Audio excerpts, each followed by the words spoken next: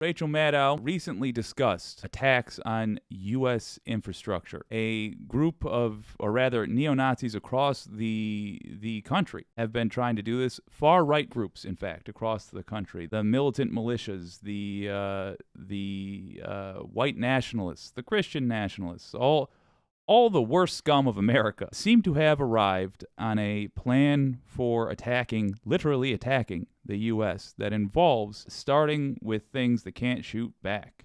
Power stations. Here she is talking about it.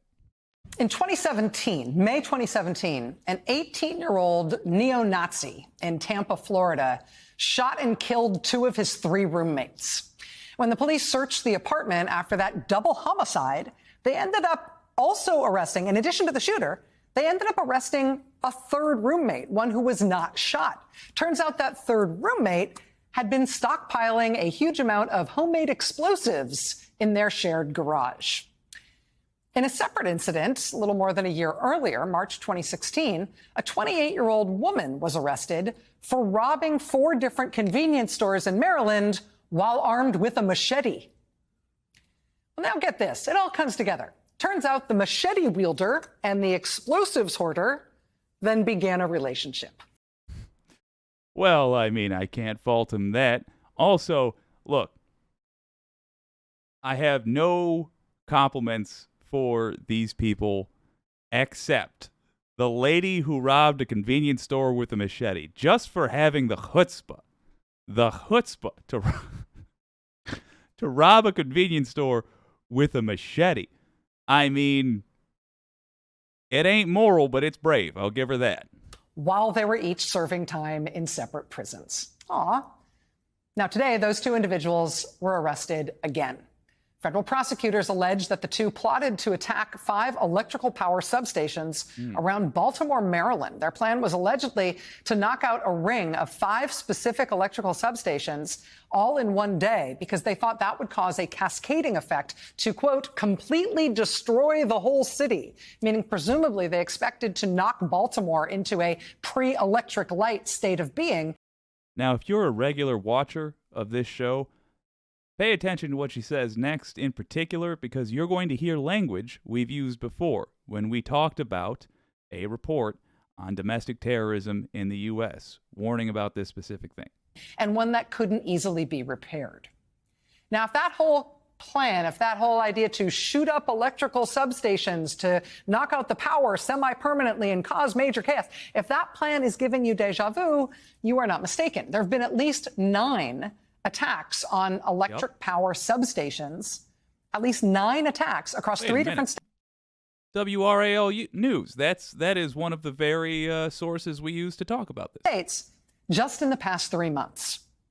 Early last year, Homeland Security issued a bulletin warning that domestic violent extremists have, quote, developed credible specific plans to attack electricity infrastructure. DVEs. Domestic violent extremists. That was in our list of terms discussing the different brands of right-wing terrorists. They ain't playing around, folks. Since at least 2020. Now, in most of these attacks, suspects haven't been identified, and that means motives can't be identified either. But last month, NPR affiliates in Oregon and Washington obtained an FBI memo showing that neo-Nazi groups were calling for attacks just like this. The neo-Nazis that the FBI was tracking, quote, believe that an attack on electrical infrastructure will contribute to their ideological goal of causing societal collapse and a subsequent race war in the United States. All right, so to paint a little clarity on what she's talking about, this has been a goal of far-right extremists for quite a while. When you hear about the storm, it has morphed over time, this QAnon business, but that is more or less what they are talking about. And in fact, the concept has existed since before QAnon.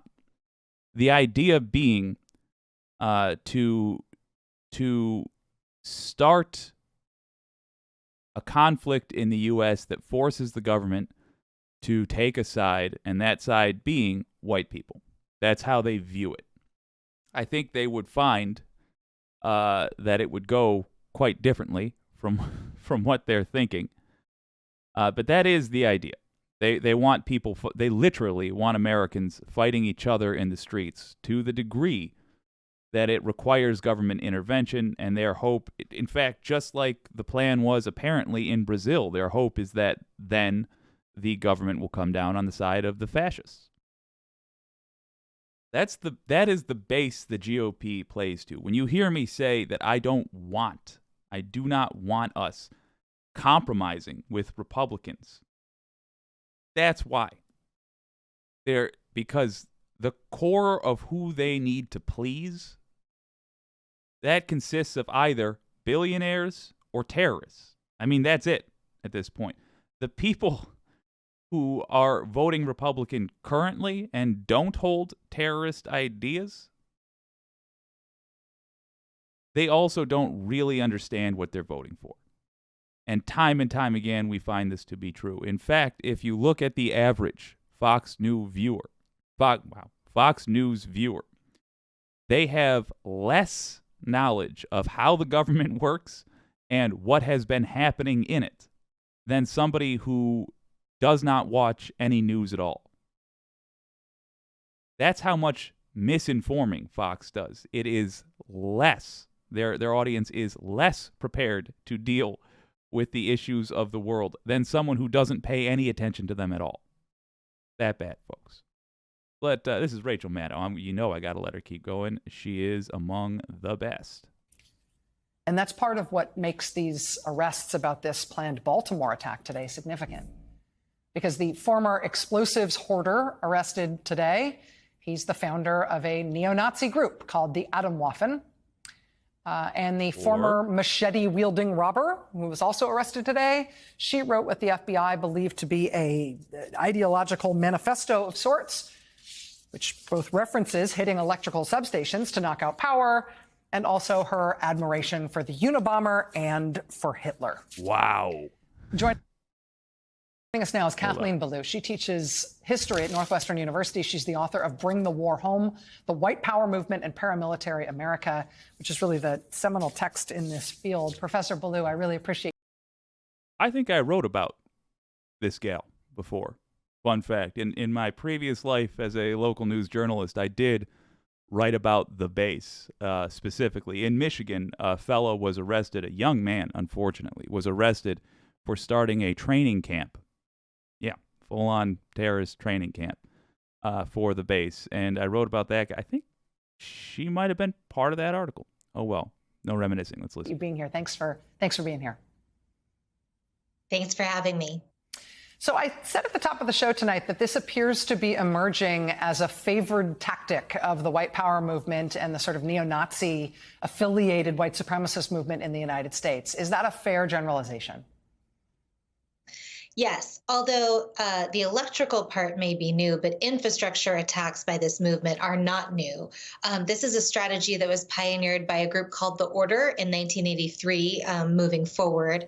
And that group is sort of the base of the tactical base for Atomwaffen Division, which translates to the base. So infrastructure attacks are one kind of violence among several others that are all laid out in a strategy in common in order to bring about what the movement seeks, which is the overthrow of the United States, the creation of a white ethno-state, mass violence against communities of color, and even genocide against non-white peoples. So infrastructure attacks sit next to show of force violence like the January 6th attack on the Capitol and mass casualty violence like the Oklahoma City bombing. All of these exist together within one broad ideology in the white power movement.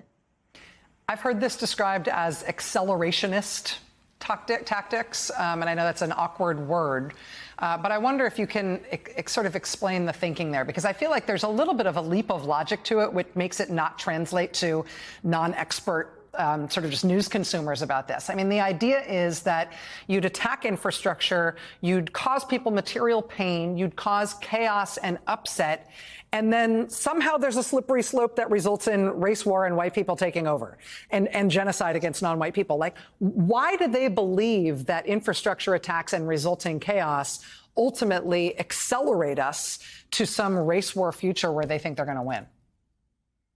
So infrastructure attacks and mass casualty violence and show of power attacks are all meant to do the same thing in the ideology of this movement, which is laid out in books like the Turner Diaries and in movement ideological writings of other kinds. They are all supposed to awaken other people to what these activists see as the staggering state of emergency problems that face white people. The woman arrested today in that piece of writing apparently said to an informant that she would do anything for my people. This is the idea of white people as her race and as her nation. It reflects a sense that white people are being extinguished and will be apocalyptically vanished if action is not taken. Okay. So when you have decades and decades and decades of Republican rhetoric that blames everything that has gone wrong with the country on minorities, either through dog whistling or just outright saying it, what you get is what you are seeing right there. You get extremists who say, I'm going to pick up a gun and do something about it.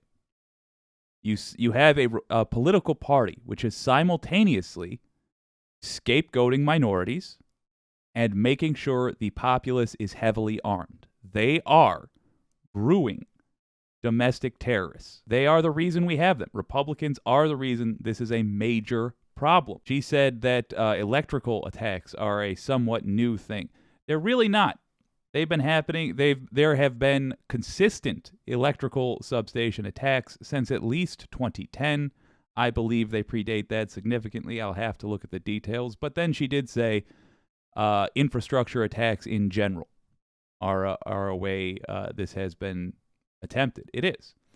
The difference being our domestic violent extremists, our domestic terrorists, are taking lessons from Al-Qaeda, from the Taliban, from ISIS. They saw how those groups performed and what they did and have taken notes. So since 2010, they have focused more, not entirely, but more on electrical infrastructure attacks. But again, the goal is the same. In their crazy-ass world, they think everybody is going to feel the way they feel, is going to fall for the same con that they have fallen for, and is going to blame minorities, and is going to try to get them. There's a link in the description. It's the FBI tip line. If you happen to spot somebody that you believe, you have reason to believe, is a domestic terrorist, more and more likely every day that you live not far from one. I'll tell you, I live not far from a camp, at least a place that was at one point a training camp for domestic terrorists. If you see something, say something. Use the tip line provided in the description.